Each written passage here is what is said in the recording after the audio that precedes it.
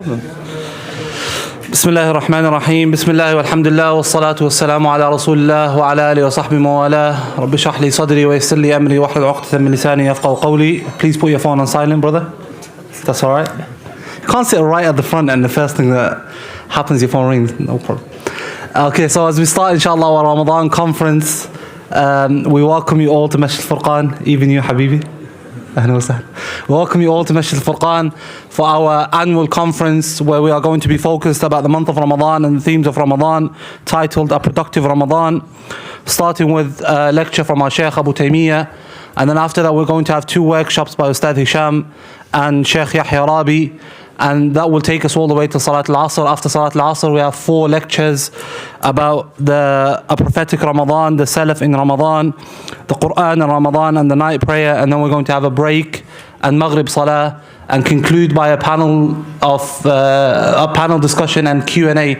So if you do have any questions related to the topic, please do send them across on Masjid Furqan's Instagram or our email or our YouTube. And if you are on the WhatsApp group, then message one of the admins, and inshallah we'll compile all of the group questions and we'll try to answer to the best of our ability. Now, as our Shaykh Ustadh Abu Taymiyyah is used to asking people to recite, I thought since it's only befitting that the last time we're having before Ramadan, we ask him to recite some of the words of the Quran inshallah so we can open up our conference.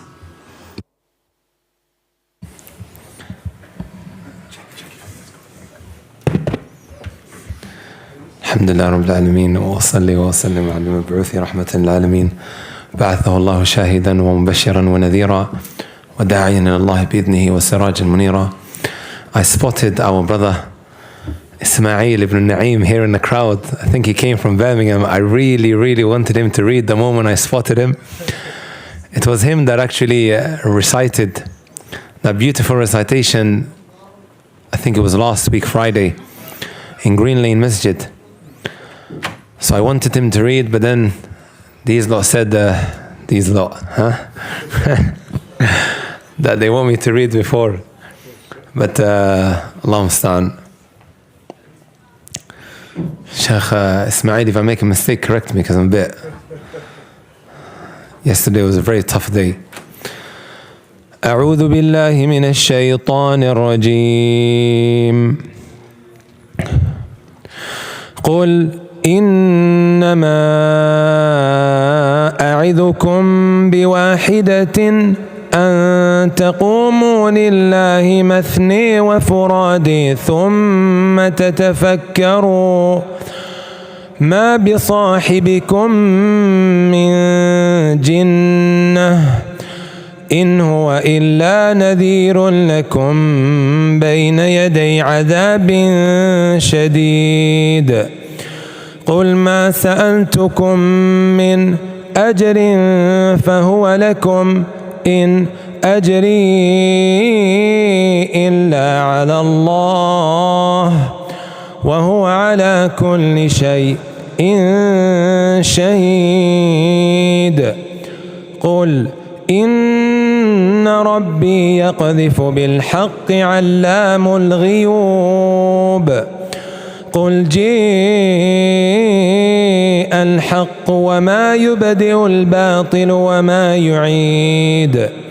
قل إن ضللت فإنما أضل على نفسي وإن اهتديت فبما يوحي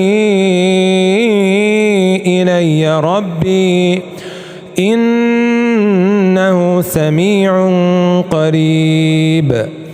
ولو ترى إذ فزعوا فلا فوت وأخذوا من مكان قريب وقالوا آمنا به وأني لهم التناؤش من مكان بعيد. وقد كفروا به من قبل ويقذفون بالغيب من مكان بعيد. وحيل بينهم وبين ما يشتهون كما فعل بأشياعهم من قبل إن إنهم كانوا في شك مريب. Can we start now?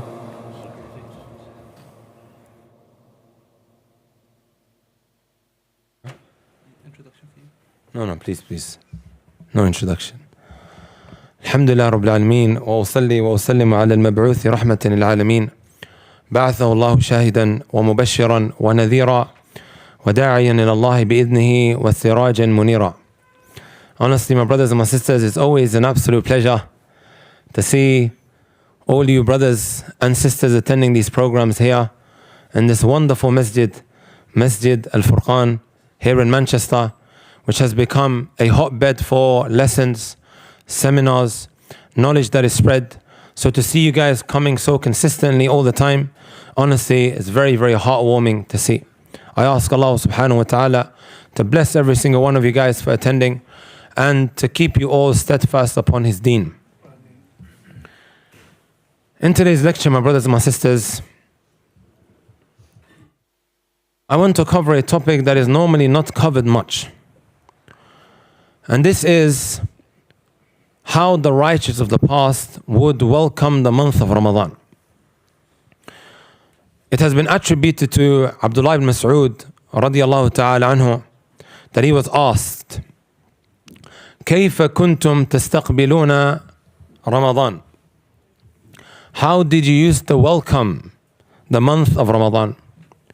The response was, ما كان أحدنا يجرؤ على استقبال الهلال وفي قلبه مثقال ذرة من حقد على أخيه المسلم. We wouldn't dare to welcome the crescent, the month of Ramadan, and any of us would be holding a grudge in his heart or any hatred in his heart towards his Muslim brother.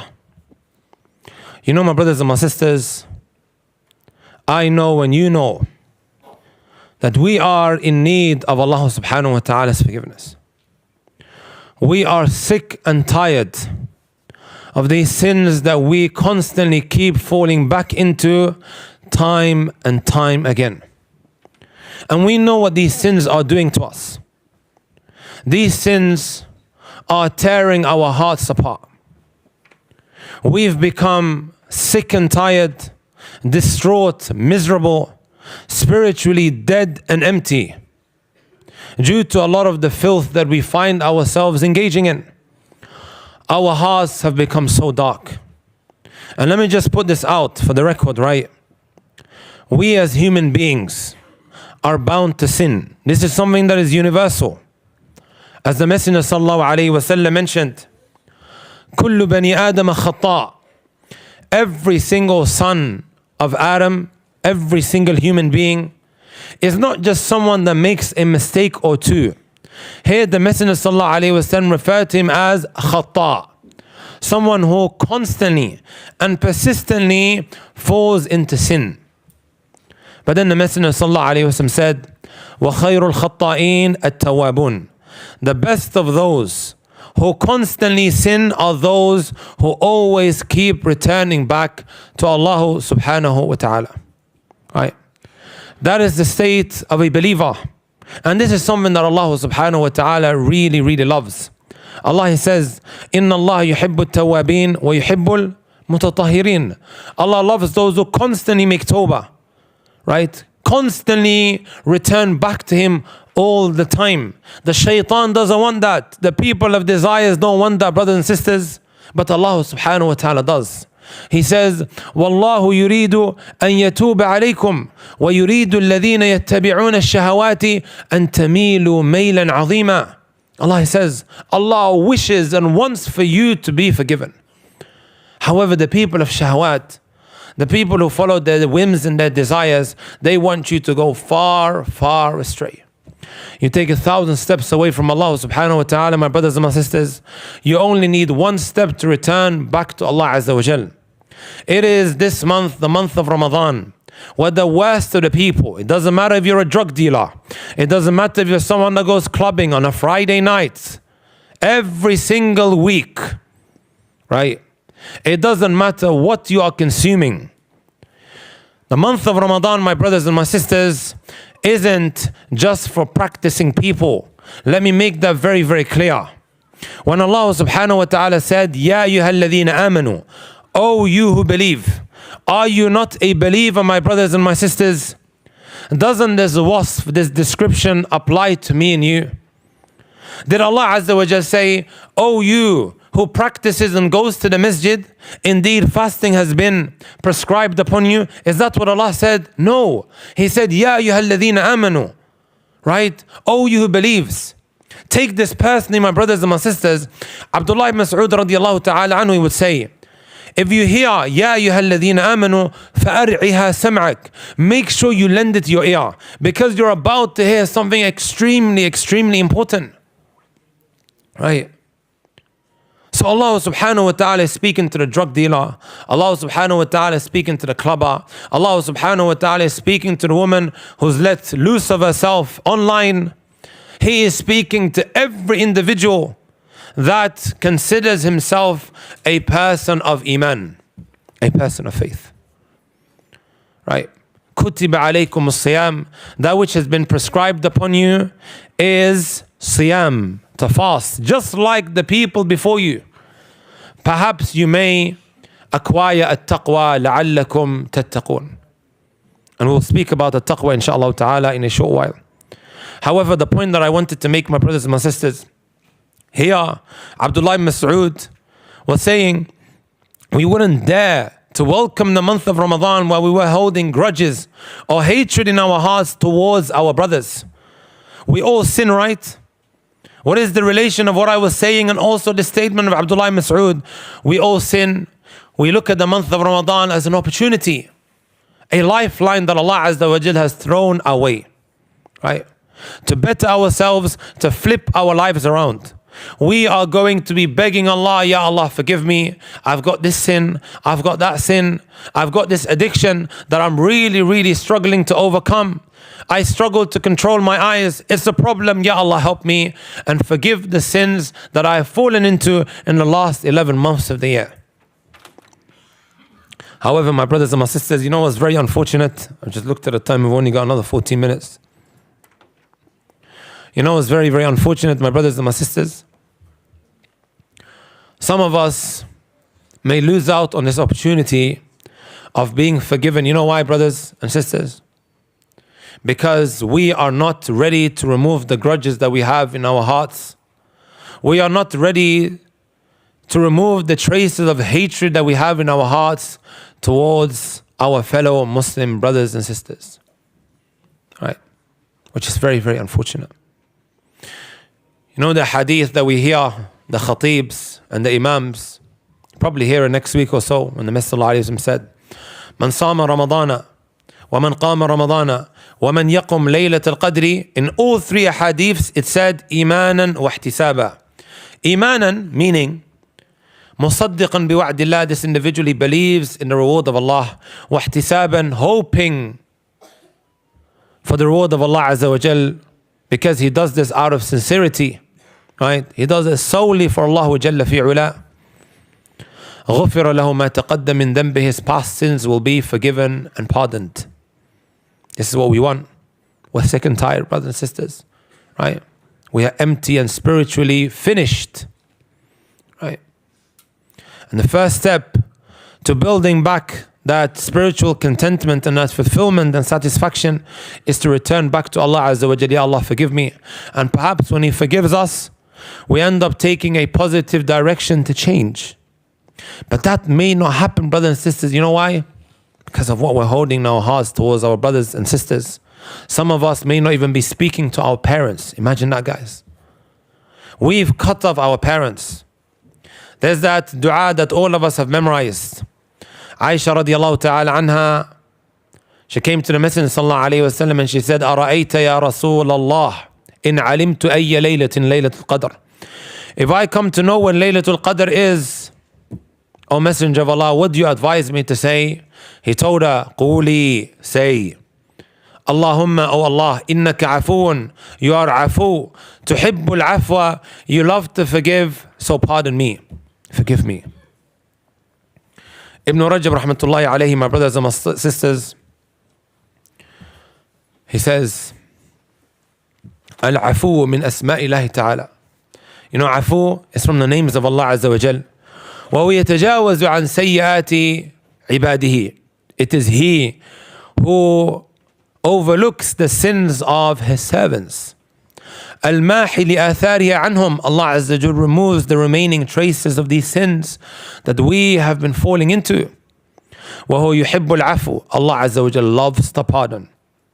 وَيُحِبُّ أَنْ يَعْفُوَ عَنْ عِبَادِهِ, and loves to pardon His servants. وَيُحِبُّ لِعِبَادِهِ أَنْ يَعْفُوَ بَعْضُهُمْ عَنْ بَعْضٍ, and He loves for His servants to pardon and forgive one another. Right? He loves that for His servants. And then look what He says. فَإِذَا عَفَى بَعْضُهُمْ عَنْ بَعْضٍ عَامَلَهُمْ بِعَفْوِهِ. When they pardon and they forgive one another, it is then that Allah Azza wa Jalla will forgive them. It is then that Allah subhanahu wa ta'ala will pardon them. Right? We're going to be raising our hands, Ya Allah help me, Ya Allah forgive me, right? That forgiveness may not come because, my brothers and my sisters, we are not ready to treat the people the same way we like to be treated. And this is a concept that is mentioned in the Quran.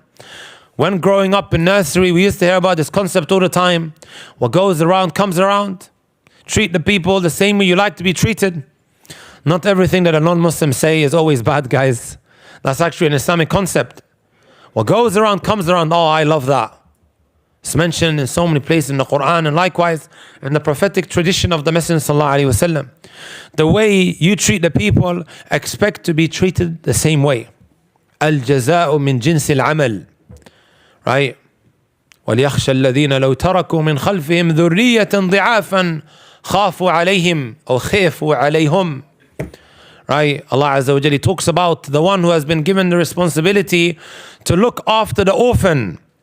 The way you treat him, be extra careful, because tomorrow you are going to leave behind offspring and someone else will come along and mistreat them. Be careful. What goes around comes around. Allah Azza wa Jalla is instilling this within us. Right? Messenger sallallahu alayhi wa sallam also said, Irhamu turhamu, ighfiru yughfar lakum. Hadithun sahih. Have mercy upon the people and Allah subhanahu wa ta'ala will have mercy upon you. Right? Forgive the people, Allah subhanahu wa ta'ala will forgive and pardon you. Right? It's a very, very important concept. Month of Ramadan is more to me than just Quran, fasting, Taraweeh, guys. There are other very deep aspects, and one of them is to clean our hearts. We started a lecture with the statement of Abdullah Mas'ud. We wouldn't dare to welcome the crescent, meaning the month of Ramadan, while we were holding hatred in our hearts, right, towards a fellow believer. You know, it's even worse than that, my brothers and my sisters. This person that you hold some sort of hatred towards, he's from the most righteous of people, and you don't actually know that he's righteous. How many a time might we rush into, or might we run into some scuffle with an individual, maybe on the street, or it could be a neighbor. He just looks like the average Joe, but he has secret acts that are just between him and Allah subhanahu wa ta'ala that nobody knows about. We get into a little scuffle or a little argument, a dispute, right? We say something to that individual that really, really hurts him, right? But because we don't know how righteous he is, it can go a very, very long way, my brothers and my sisters, in what eventually ends up flipping onto you. Right? Ibn Taymiyyah rahmatullahi alayhi has a very powerful statement. He says, وَمِنْ أَعْظَمِ خُبْثِ الْقُلُوبِ, from the worst and the most filthiest of hearts, أَنْ يَكُونَ فِي قَلْبِكَ غِلٌّ لِخِيَارِ الْمُسْلِمِينَ, that you are holding in your heart hatred towards the best of the Muslims. Right? That little argument that happened between you and that person, you don't know him like that. Right? But he has what? Secret acts that are just between him and Allah subhanahu wa ta'ala. He's righteous, he's pious. But then you continue to maybe backbite him, you continue to slander him, you continue to say all sorts of things about that individual. Ibn Taymiyyah here is saying it is from the most filthiest of hearts that you hold some sort of hatred in your heart towards the best of the believers. Whether you know that person to be a righteous individual or you don't. Right? So my brothers and my sisters, it's time to pick up that phone, to make that call. You want your heart to become soft, right? I've done series in the past where I talked about how to soften up the heart, or some acts that really soften up the heart. I went through 15. One of them is al-afu, to pardon and to forgive, to remove the grudges that you have in your heart. It's not easy, my brothers and my sisters. I'm not going to sit here as if this is an easy thing to be doing, right? It's not easy, brothers and sisters. I still struggle, and this is just me being honest with you guys, to really just remove out of my heart that grudge for someone who laughs in my face and then he stabs me in the back. Takes me a lot longer than someone who may have wronged me. It's not easy. It's hard. But we can't expect to reach these very high, lofty levels of a taqwa, of piety, of high station in the eyes of Allah subhanahu wa ta'ala, if, my brothers and my sisters, we are not going to really do mujahada of the nafs, striving against the nafs. وَالَّذِينَ جَاهَدُوا فِينَا لَنَهْدِيَنَّهُمْ سُبُلَنَا. As Allah says. If you ask yourself, what are some of the reasons as to why you've cut off your brother, or your cousin, or your relative, or your friend, or that neighbor? Wallahi, my brothers and my sisters, it boils down to the most pathetic, most trivial, the most petty of things, when you think about it. Right? We've heard of Abu Bakr radiallahu ta'ala anhu, and I'm going to mention another two narrations, bi'idhnillahi ta'ala, and then we're done. Number one, Abu Bakr radiallahu ta'ala anhu, my brothers and my sisters, went through a very, very huge test. Abu Bakr radiallahu ta'ala anhu's daughter, Aisha radiallahu ta'ala anha, was slandered. Now imagine, my brother, your wife, or your daughter, or your sister, or your mother is slandered. One spreads filthy things about them, right? You will see tables being flipped, jaws being broken, and blood being spilt, right? We have ghayrah, protective jealousy. That is not going down, right? Abu Bakr radiallahu ta'ala anhu had a cousin called Mistah ibn Uthatha. When Mistah ibn Uthatha migrated from Mecca to Al-Madinah, he didn't have these social benefits that we benefit from today, like child tax credit, or housing benefits, or these weekly benefits that we pick up. UK, they're very generous, right? You have all of these benefits, He didn't have that. His only source of income was Abu Bakr radiallahu ta'ala anhu, who was wealthy. Right? Abu Bakr radiallahu became furious and he said, Wallahi, لا أنفق على مصطح بعدما قال في عائشة. After today, I will not spend on Mistah because of what he said about Aisha radiallahu ta'ala anha. A verse came down, the historical context of when Allah Azza wa Jalla said, وَلَا يَأْتَلِ أُولُو الْفَضْلِ مِنْكُمْ وَالسَّعَةِ أَنْ يُؤْتُوا أُولِي الْقُرْبَى وَالْمَسَاكِينَ وَالْمُهَاجِرِينَ فِي سَبِيلِ اللَّهِ. Allah Azza wa Jalla was addressing Abu Bakr radiallahu ta'ala anhu, a person of virtue, a person of grace, right? A person of excellence.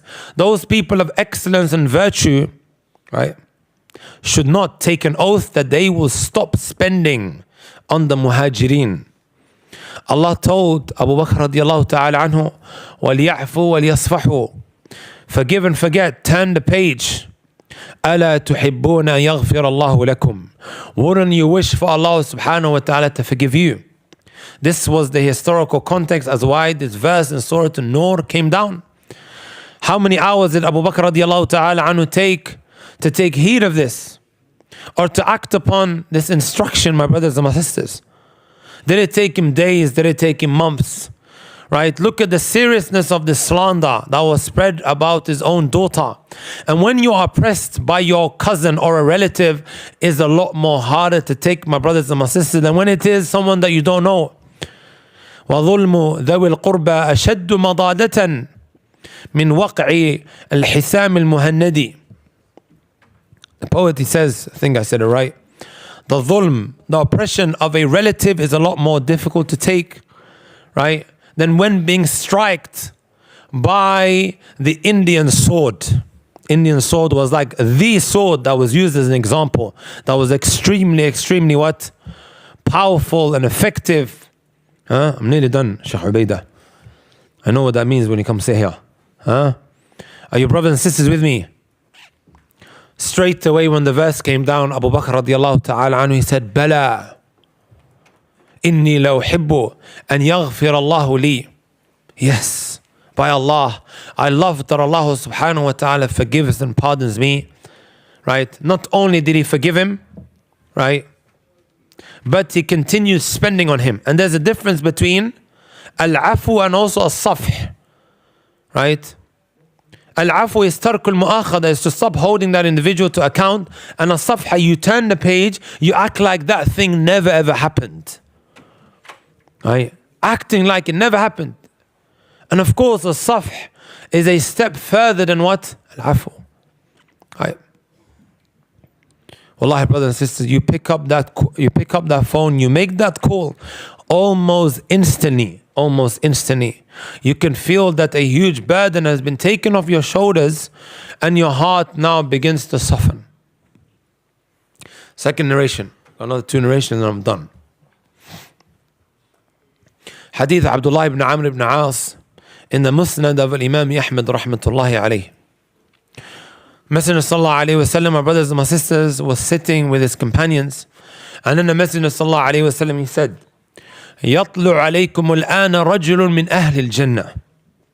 There will enter upon you an individual who is from the people of Jannah. A man walked in, and the companions looked at him in awe. What does he do? Right? There was another occasion, the Messenger sallallahu alayhi wa sallam said the exact same thing. يَطْلُعْ عَلَيْكُمُ الْآنَ رَجُلٌ مِّنْ أَهْلِ الْجَنَّةِ. There will enter upon you a man from the people of Jannah. Same individual walked in. What does he do? The companions are thinking. Third time round, يَطْلُعْ عَلَيْكُمُ الْآنَ رَجُلٌ مِّنْ أَهْلِ الْجَنَّةِ. There will enter upon you a man from the people of Jannah. Same thing. Same individual. Abdullah ibn Amr ibn As, the righteous companion that he was, brothers and sisters, right? He really wanted to know. As he wants to be from the people of Jannah, he approaches him and he says he wants to spend the night with him. You would think to yourself, this person probably spends the whole night praying to Allah.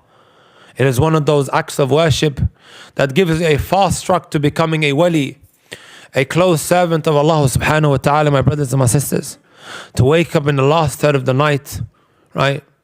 To seclude yourself with Allah Jalla fi ula alone, right? So he said, I didn't see him waking up. He wasn't a type that was like, doing Qiyamul Layl. So then later on he asked him, what is it that you do, right? What is it that you do? He said to him, ما هو إلا ما رأيت. It's whatever you've seen. غير أني لا أجد في نفسي لأحد من المسلمين غشا ولا أحسد أحدا على خير أعطاه الله إياه. Right. Also, right, whenever I go to sleep, I don't hold any hatred in my heart towards any Muslim.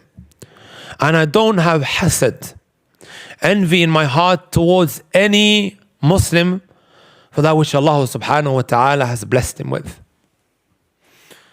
So Abdullah ibn Amr ibn As, he said, هذه التي بلغت بك. This is what caused you to become from the people of Jannah. وهي التي لا نطيق. And this is what we find so difficult with. This is what we find so hard to carry out. Right? That is some azim thing, my brothers and my sisters. And the last narration, my brothers and my sisters, and this is perhaps maybe the most touching Allahu A'lam, which one you find touching out of the three narrations that I mentioned. Hasan al-Basri rahmatullahi alayhi, from the great Salaf of the past. We know, my brothers and my sisters, how difficult it is to stand in the last third of the night. No one's going to say that it's mandatory upon you or enforced upon you. But if you're not waking up, you're really, really missing out. Imam al-Shafi'i said, when you make dua, right, in the last third of the night, it is the arrow that doesn't miss its target. Meaning gets accepted straight away. Right? Of course, this is when Allah Azza wa Jalla comes down, right? يَنزِلُ رَبُّنَا تَبَارَكَ وَتَعَالَى كُلَّ لَيْلٍ إِلَى سَمَاءِ الدُّنْيَا حين يبقى ثلث الليل الأخير. So Hasan al-Basri, my brothers and my sisters, after waking up, after finding himself in this very, very special part of the night, with all the du'as that he could make, and of course when we wake up we have 101 things to ask Allah Azza wa Jal for, and rightfully so, right? No issue whatsoever. And of all the du'as that he could make, you know what he's begging Allah Azza wa Jal? Allahumma a'fu amman zalamani. Oh Allah, forgive those who have oppressed me. Oh Allah, forgive those who have wronged me. He would say this so excessively and abundantly that one time a man was walking past his house and he heard Hasan al-Basri saying this. Next morning he approached him and he said, "Oh Hasan, tamannayt, I began to wish anni kuntu mimman zalamak, that I was from amongst those who oppressed you. I began to wish that." Imagine that. I began to wish that I was from amongst those who oppressed you. He said, why? Because you're making so much dua for them. You're making so much dua for those who have wronged you. Right? So he said, why do you do this? He said, Allah said in the Quran, فَمَنْ عَفَى وَأَصْلَحَ فَأَجْرُهُ عَلَى اللَّهِ. The one who pardons and rectifies, indeed his reward is with Allah subhanahu wa ta'ala. His reward is with Allah Jalla fi'ula. Are you brothers and sisters with me? Right? It is one of those acts of worship where the dua has not been limited to anything. It hasn't been limited to a specific number. Afshir, Shaykh, afshir. It hasn't been limited to anything. Does that make sense, my brothers and my sisters? Right? لعلكم تتقون. Inshallah ta'ala, the rest of the mashayikh, they'll elaborate on it. I spoke a little bit about it yesterday in Dar es-Salaam, and also in the lecture that I gave in Green Lane Masjid. Our brother Ismail read so beautifully. It's on the channel, inshallah ta'ala, in a lot more detail in how to acquire that. But I thought this aspect was important and is not spoken about enough. I hope we can do that, inshallah ta'ala. Pick up that phone, make that call, and remove the grudges that you have in your heart. Perhaps we might have a Ramadan where that huge burden has been taken off. Jazakumullah khairan for listening attentively, for attending. May Allah Azza wa Jal bless you all. سبحانك اللهم وبحمدك أشهد أن لا إله إلا أنت أستغفرك وأتوب إليك. Barakallah feek, Jazakumullah khair to our Ustadh Abu Taymiyyah. May Allah Azza wa Jal bless him and reward him immensely for this talk and for all of his efforts. And we ask Allah Azza wa Jal to give him the strength to continue. And we ask Allah Azza wa Jal to make all of this a means of him entering Jannah. Don't be stingy with the Ameen. Now inshallah next we're going to have our Ustadh Hisham Ja'far. Inshallah is going to be discussing tadabbur, the element of tadabbur and practical ways to perform tadabbur. And this is the workshop that I believe many of the brothers signed up for. And due to the number of people that have signed up, we've had to move the workshop from our classrooms upstairs to the main prayer hall for the brothers.